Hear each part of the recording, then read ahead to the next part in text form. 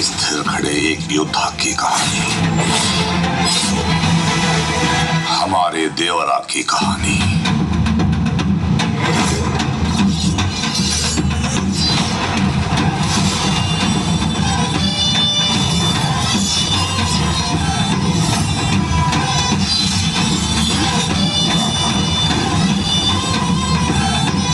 डर को पार करना है तो देवों की कहानी सुनो, डर को समझना है तो देवरा की कहानी सुनो। कई बरस पहले इस पर्वत के पीछे एक राज्य था। उसे जीतने के लिए समंदर पार करना जरूरी था, लेकिन उस पर्वत पर राजा की एक सेना थी। हर कोने से चुन चुन कर सजाई हुई एक सेना,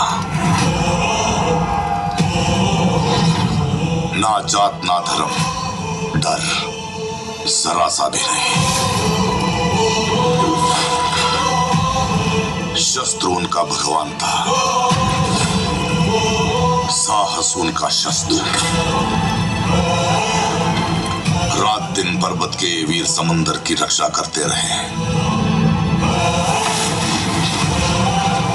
शत्रुओं के खून से सैकड़ों बार लाल हुआ ये समंदर, इसलिए अब लाल समंदर कहलाता है।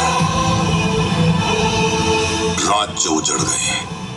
समुंदर पार से आए हुए फिरंगी देश की संपत्ति को लूट कर ले जाने लगे। सेना से ये देखा नहीं गया। देश के लिए कुछ भी करने का जज्बा था ना उनमें जनाब। लुटेरों की नौकाओं से लूटा हुआ माल फिर से लूटकर यहाँ के लोगों में बांटते थे। जब फिरंगी चले गए तब देश को इस पर्वत के वीरों की ताकत की जरूरत नहीं रही।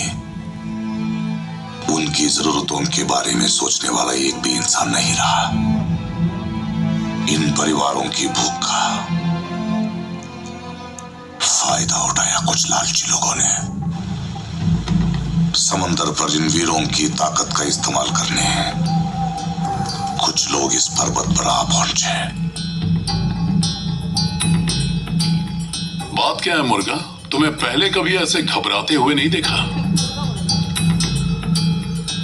पूनम रात है तुलसी, समंदर देखो कैसे उछल रहा है। घबरा रहा हूं कि मेरा काम होगा कि समंदर चाहे जितना भी ऊपर उठ जाए, हमारे पास उसे काबू में लाने वाला योद्धा है। डरो मत मुर्गा।